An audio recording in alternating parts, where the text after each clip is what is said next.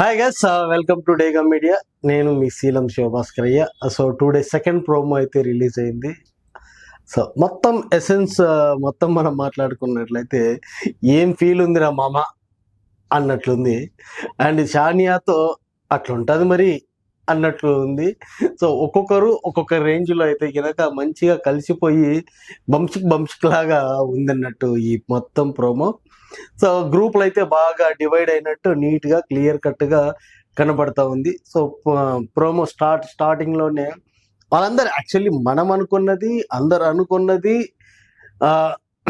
నిజమైనది బేవక్క eliminated అవ్వడం. So బేవక్క eliminate అవుతుందని బయట మనకు కానీ లోపల ఇంట్లో ఉన్నటువంటి హౌస్ మేట్స్ కానీ ఎవరికి కానీ అంత జీర్ణించుకోలేని విషయము అన్నట్టు. సో అదే విషయం ప్రేరణ అండ్ విష్ణుప్రియ కూడా మంచిగా డిస్కస్ చేసుకుంటున్నారు. సో ఆమె వెళ్తాదని నేను అనుకోలేదు అని ప్రేరణ అంటుంటే దానికి ఇమ్మీడియట్గా విష్ణుప్రియ కూడా ఎవరో అవుతారని నేను అనుకున్నాను, వాళ్ళే ఫస్ట్ సేవ్ అయినారు. నాకు తెలిసి పృథ్వీ గురించి అని నేను అనుకుంటున్నాను.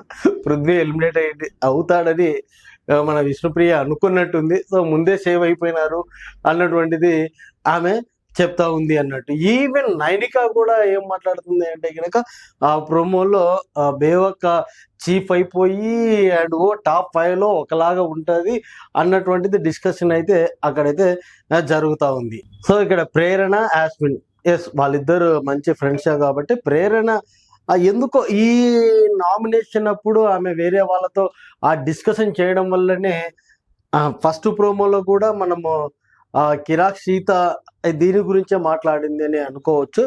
బట్ ఏది ఏమైనా కూడా యాస్మిన్ ఆమె స్ట్రాటజీ ఉపయోగించి చేస్తూ ఉంది అని అనుకోవచ్చు.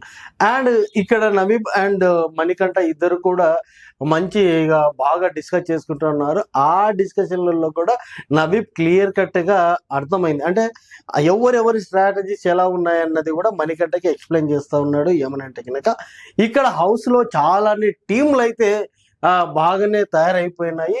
సో అన్ని టీములు ఎవరి తగ్గట్టు వాళ్ళు ఆడుతున్నారు అన్న విషయాన్ని అయితే ఇక్కడ క్లియర్ కట్గా చెప్తా ఉన్నారు. సో నవీబ్ ఏదైతే ఆలోచిస్తున్నాడో అది 200% కరెక్ట్ అన్నట్టు. చాలా గ్రూపులు అయితే కనుక అయి ఉన్నాయి.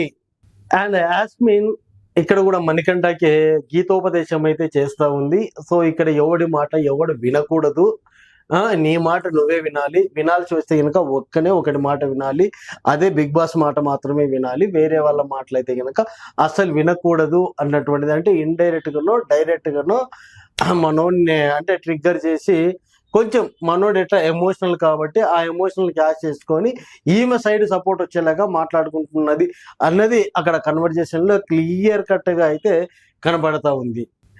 సో మొన్ననేమో విష్ణుప్రియ సానియాని ఏదో అనిందని చెప్పేసి దాని మీదనే నామినేషన్ వరకు అయితే ఇప్పుడు వెళ్తా ఉన్నాయి. అదే సానియా పృథ్వీని పట్టుకొని మరీ చెయ్యిని పట్టుకొని ఇలా ఇలా ఇలా తిప్పుతుంటే విష్ణుప్రియ నిజమైన ప్రేమలు ఎంతమందికైనా పంచొచ్చు అని అంటున్నప్పుడు మన సానియా పృథ్వీ ఎంతమందికైనా పంచుతాడు అన్నటువంటిది అయితే వేసింది. సో అక్కడ పృథ్వీకి సానియా పులిహార అయితే కలుపుతా ఉంది. కట్ చేస్తే అక్కడనేమో మన మణికంఠ తోటి ఏడ్చుకుంటూ బాధపడుకుంటూ లాన్లో తిరుక్కుంటూ మాట్లాడితే ఒక తప్పు, మాట్లాడకుంటే ఇంకొక తప్పు అని వచ్చేసి గగ్గోలు పెడతా ఉంటాడు మన నిఖిల్. కట్ చేస్తే అంతలోనే బాబా ఇదైతే కనుక ఈ ప్రోమో సూపర్ అనుకోవచ్చు. నిన్నటి వరకేమో మన మధ్య ఏం లేదు, అది లేదు, ఇది లేదు అని విష్ణుప్రియను చాలా అంటే అడల్ట్ కంటెంట్ ను వాడినావు అని చెప్పేసి మాట్లాడినటువంటి సానియానే ఇప్పుడు అదే నిఖిల్ తోటి నువ్వు సిగరెట్ బంద్ చేస్తే కనుక నేను నీకు ఏమైనా ఇస్తాను, మళ్ళీ దాన్ని ఏమనుకోవాలి, ఎంతవరకు అనుకోవాలి, ఎంత పులిహార కలపడం అనుకోవాలి. సానియా అన్నది ఏంటి అంటే కరెక్ట్గా నువ్వు సిగరెట్ మాను, నీకు ఏదైనా ఇస్తాను అన్నటువంటిది మాట్లాడింది. సో ఇక్కడ కిచెన్లోనో హాల్లోనో కూర్చొని అందరు డిస్కస్ చేస్తున్నాడు.